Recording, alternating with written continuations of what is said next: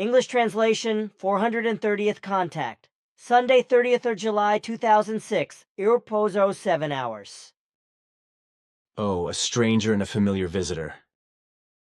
I was expecting you, Ptaah, dear friend, in the evening, but I am happy that you have come here, and at the same time I am happy that you are still accompanied by a new visitor.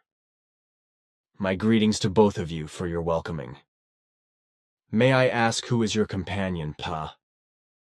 If I judge correctly, his appearance reminds me of the description you gave me on the 10th of July. But I will ask it myself, if I may, because I see that your companion is wearing a language translator, as I know it from your technology. So, then you understand me well, dear visitor. You are probably from Barden, if I am not mistaken. Yes, I understand you, because as you can see, I carry a language translator on my breast pocket. My name is Sugam, and I am actually a Bardan.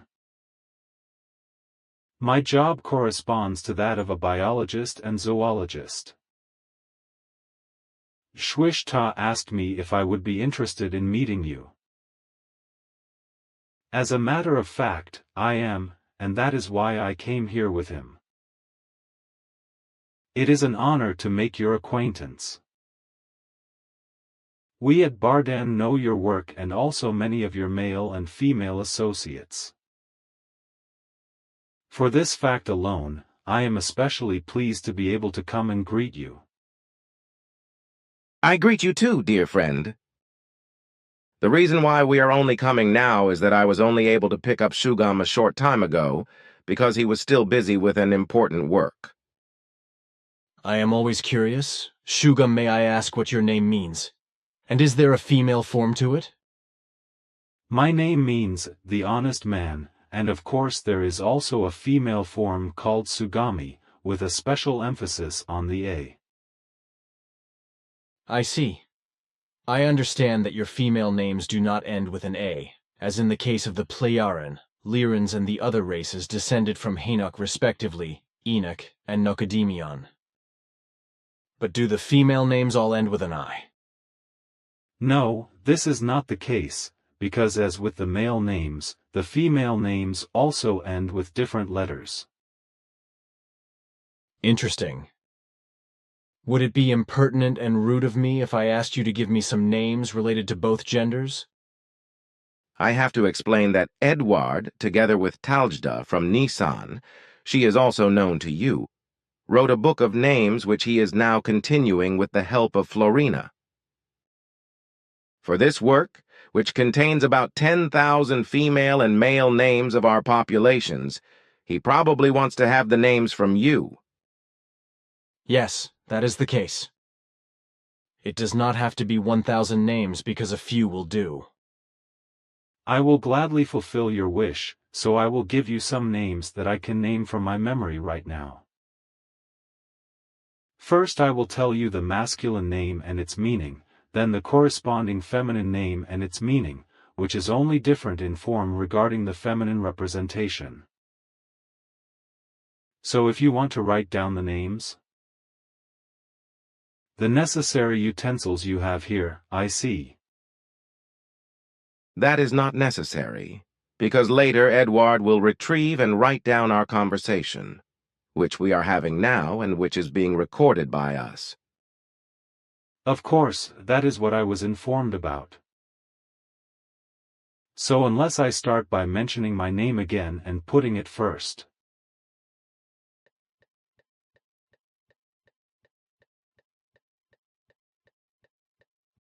I am familiar with those names right now. If you want more, I can try to find some more. No, thanks, that will do. If I counted correctly, there are 50 names, half male, half female. Thank you very much. That really is enough. It is an honor. If you will allow me, I have some strictly private questions I would like to ask you. Of course, if Ptaah can be present. Sugam and I have already agreed together that I will walk around the center a bit. But after your conversation, I have a lot to tell you. Good, but be careful, because Karen is on night watch, and somehow she has lynx eyes and hearing like a deer. But what I want to say before you go outside, you and Florina have said that the Triliners will walk around our compound. They actually did, touching the cars of Ava and Bernadette, and leaving the traces of their acid hands or acid fingers on the hood, as they did with Atlantis's car. Bernadette actually believed that she could wash off the etched fingerprints, so she went to the car wash and scrubbed the hood, but it was of no use because the acid marks could not be removed. Which is not surprising because the skin acid of the Triliner is quite corrosive. I learned that from my own fingers when I was stupid enough to touch a Trilaner's hand because I just wanted to know how the acid on their skin affected mine. Fortunately, I suffered no damage. You should have just listened to my daughter Simya say and put on the gloves she gave you. But that would not have had the proper effect.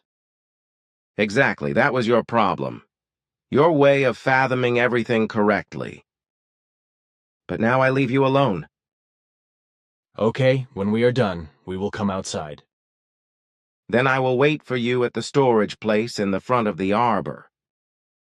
See you. So, Sugam, I would like to hear your questions. Thank you. It is about my... This is my advice on the questions. If you have no more questions, then we can go to Ptaah together. But we have to go up on the hiking trail so that we do not run into Karen.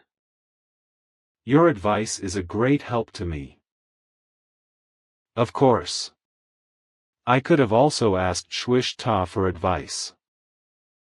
But when he asked me if I wanted to visit you, I turned to him, since you are supposed to be a wise man, with a request to ask for your advice, which he accepted.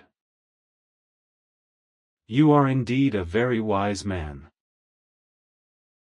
It would be a very great honor for me to welcome you privately to my family and myself as a guest. It would be a very great honor for me as well. Ptaah, Florina, or Njana, or maybe Quetzal, etc. could take me there. I am sure you know them all? I know Quetzal well as Njana and Florina and various others who are connected with you. It would be my pleasure if they could bring you to me. Unfortunately, I cannot pick you up myself, because I do not know how to use flying ships that can carry me through world space.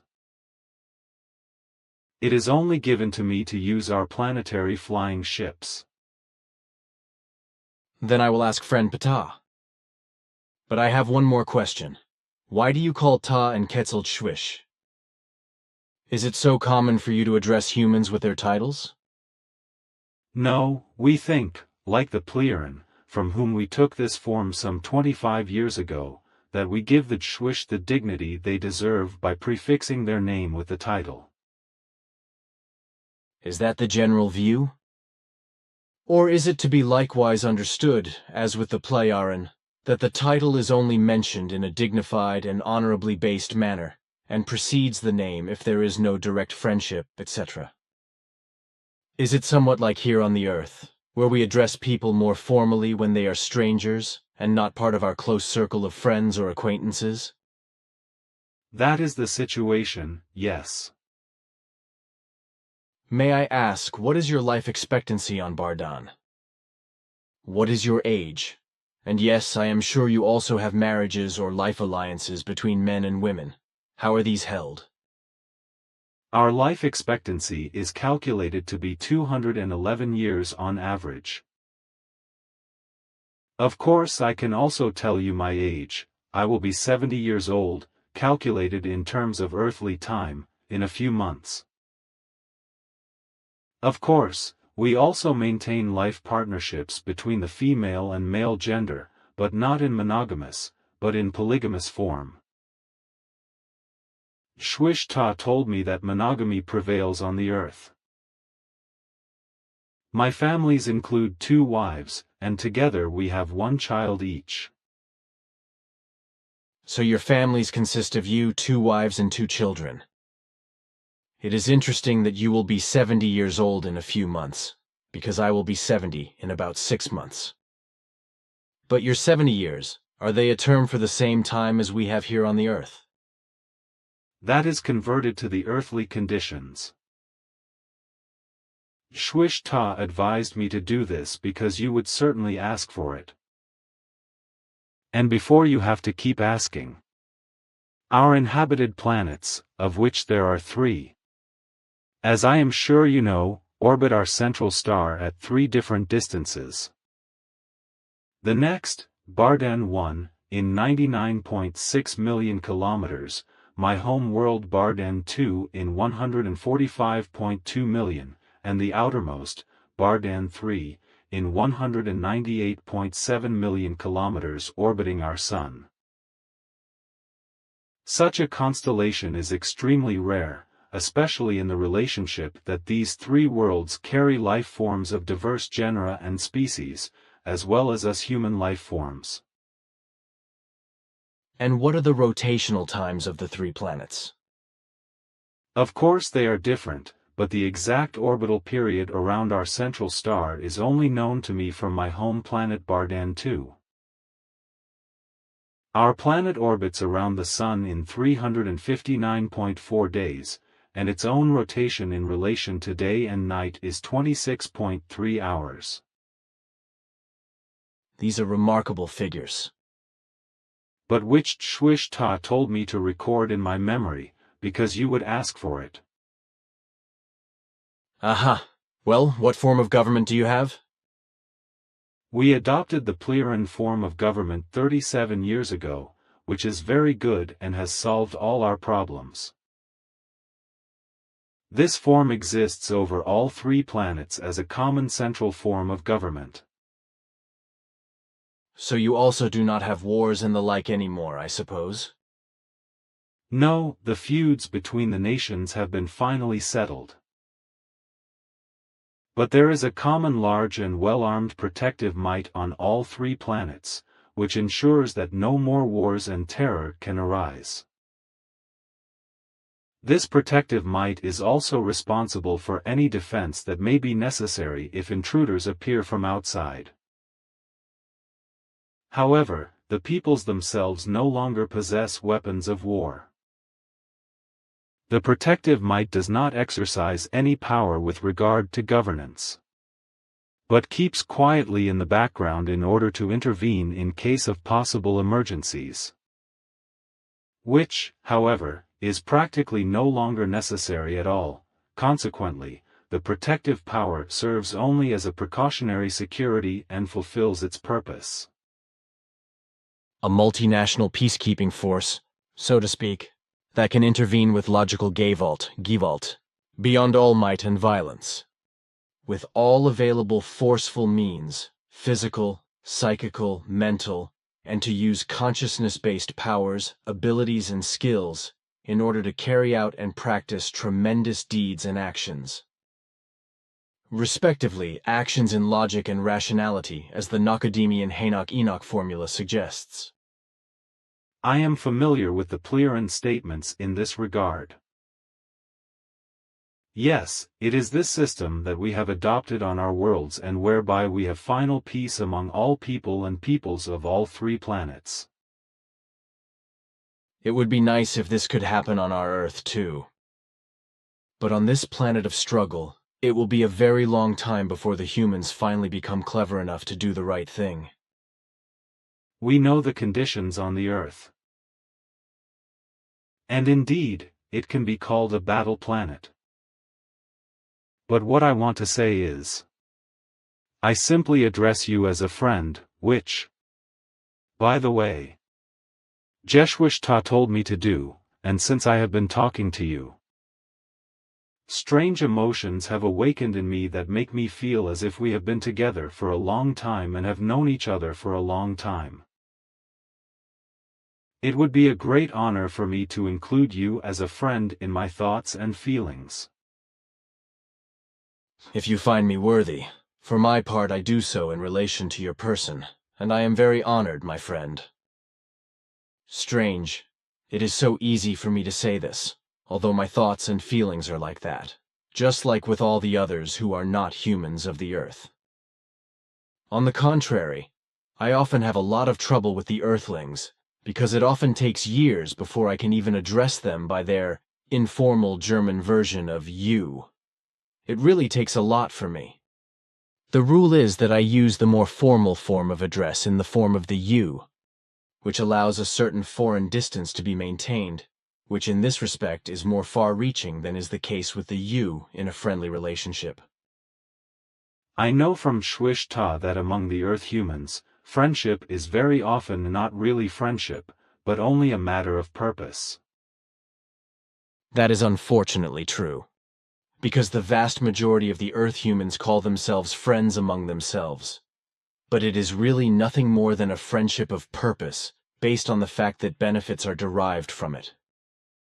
If this kind of friendship is no longer useful, then the friendship is simply thrown away and trampled underfoot. As an example, this may help you to understand. Last week I was called twice by one of my old friends who complained to me about his grief that a friendship that he had cultivated for more than 20 years was suddenly declared null and void by his friend. The reason for this was that my friend's wife was hospitalized, so my friend was naturally very depressed and close to despair. That is why his friend's wife tried to calm him down with words of consolation, sitting down with him and taking his hand in hers. A completely normal interpersonal good gesture which, unfortunately, the so-called friend of my friend observed and could not cope with. He threw nasty insults at my friend, instantly scurrilously dissolved the long-standing friendship, and became an enemy, out of sheer jealousy. As long as he was able to profit from the friendship, everything went well. But when my friend was in psychological distress and needed moral support from his longtime friend and his wife, the friendship broke up, and this was due to jealousy, because of the holding of hands. This is most unfortunate, but your explanation rounds out the picture in me regarding the behavior of the humans of your world, as it was explained to me by Ptaah. However, our ancestors have already reported these strange things, as is recorded in our annals. Concerning the humans of your world, or rather the Christianity they practiced, our ancestors also had serious conflicts and wars. I know the story. It must have been very bad. But now, friend Sugam, we should get going. Ptaah is probably waiting for us. But we have to be quiet and careful when we go out, because Karen, the night watch person, is probably out there somewhere. Just follow me. It is a bit dark here on the trail, but I have the small flashlight here. In its weak light we will not stumble, and Karen will not see us either. It is really dark, but maybe it is better to use my light here, because it does not shine visibly like your light projector, it only lights up the ground. Also good, or even better. Well then, it is not far. So here we are. This place we call the front campsite, or biotope. Karen cannot see or hear us here anymore. Come, follow me. There is an arbor up there, the one Ptaah spoke of. You got here faster than I expected. We have discussed what needed to be discussed. You, Ptaah, did you say that you had something to say? Yes, because I would like to say a few words about the Israel-Lebanon war, because this monstrous thing should be taken up with a few words from me, because what the government and the armed forces of Israel dared to do in Lebanon is truly worse. More ausgeartet has gotten very badly out of control of the good human natures, and more ruthless than what the Nazis did in the Second World War in terms of murdering the civilian population and destroying vital facilities and transport links and residential buildings, etc. I am not talking about the persecution of Jews by the Nazis and the murder of millions of Jewish believers, but only about the atrocities which had nothing to do with the persecution of Jews and which were caused by the Nazis and Nazi forces. In this respect, The Israeli forces in Lebanon surpass the atrocious machinations of the Nazis, controlled by the rulers and military rulers of Israel, especially by the bloodthirsty war criminal and human rights criminal Olmert, the completely Ausgearteten successor of Sharon, who lags behind the new ruler in his actions. So it is also this night. When the Israeli armed forces carry out an air raid in the southern Lebanese village of Qana, a massacre in which more than 70 innocent civilians are killed, about 40 of them children and mostly women. But the world is watching unmoved and is still in favor of Israel's actions, just as it is on the other side with regard to Hezbollah and Hamas, which are acting in the same terrorist and criminal manner as the Israeli government and Israeli forces. Neither side is better than the other, nor do they know any responsibility in terms of life.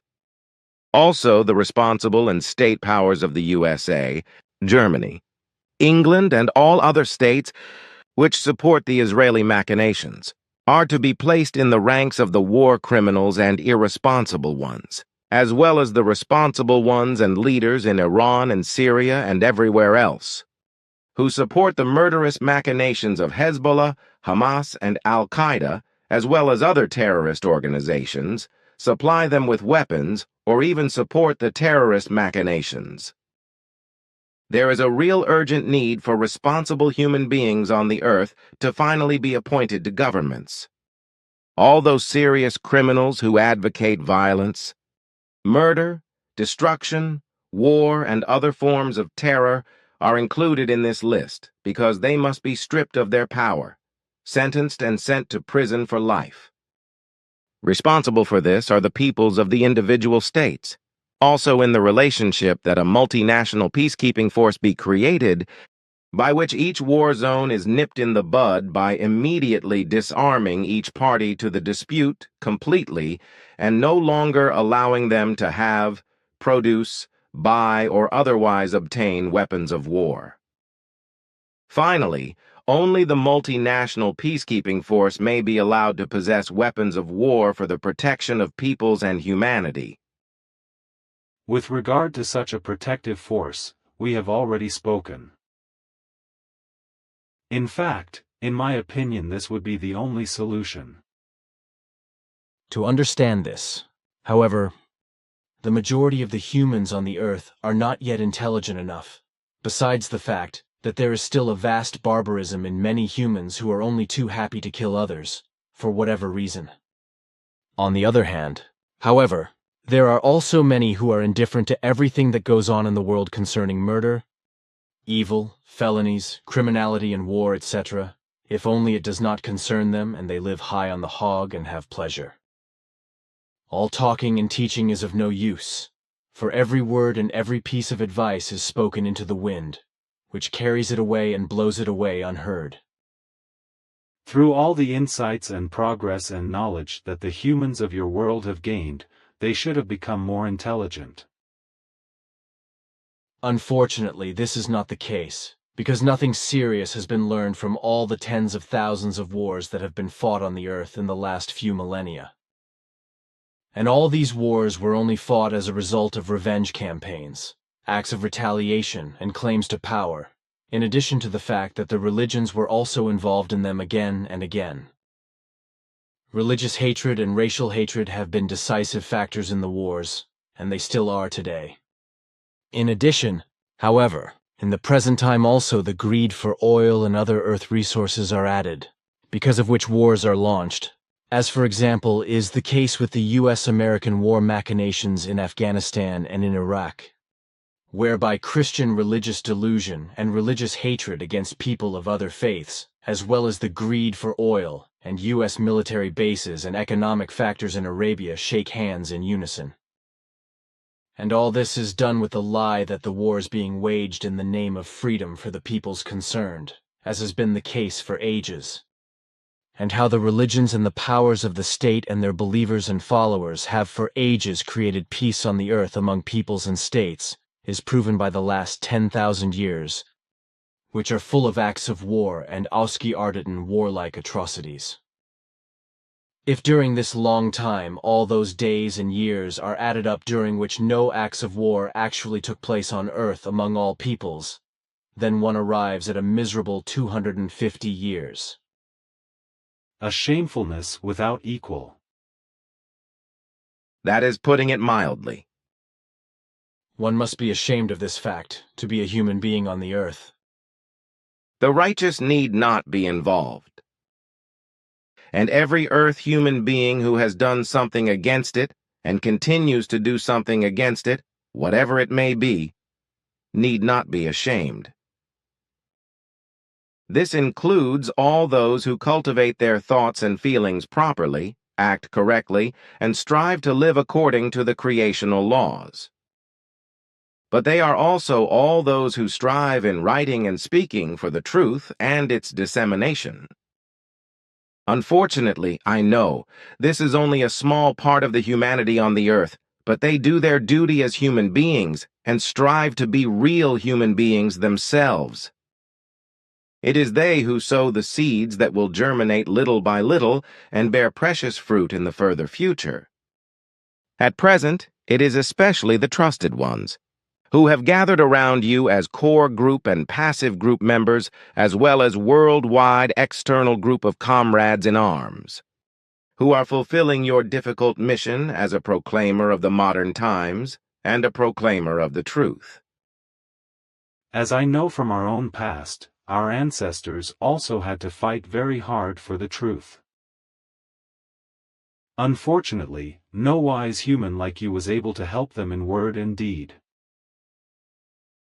Our wise ones were well educated in all kinds of things, but they were ignorant about spiritual matters and the creation and its laws. Our ancestors believed in gods and demons. And when more than 1,200 years ago our ancestors visited the earth as space travelers, they returned with a new monotheistic religion that quickly spread to our three worlds and soon led to severe religious wars between the believers of the old gods and demons and the new believers of the Christian faith. The wars lasted 36 long years before reason triumphed and peace was restored. This was done by abolishing and banning religions. A process that took about 160 years before no one believed in gods and demons anymore, and the doctrine was finally established that the human alone is God and has to bear the responsibility in every respect. Then about 100 years ago the Pleiadians came into contact with us, whose philosophy conformed with ours, but which was much more far-reaching than ours.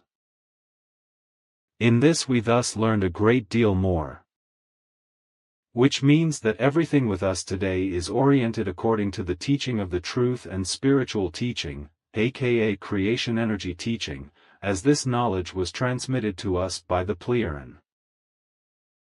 Thus it has also become known to us that you have appeared on the earth as a proclaimer of the modern age and are fulfilling your difficult mission, from which all our peoples also profit, because through the Pleiadians we receive the works of your teaching, according to which we orient ourselves.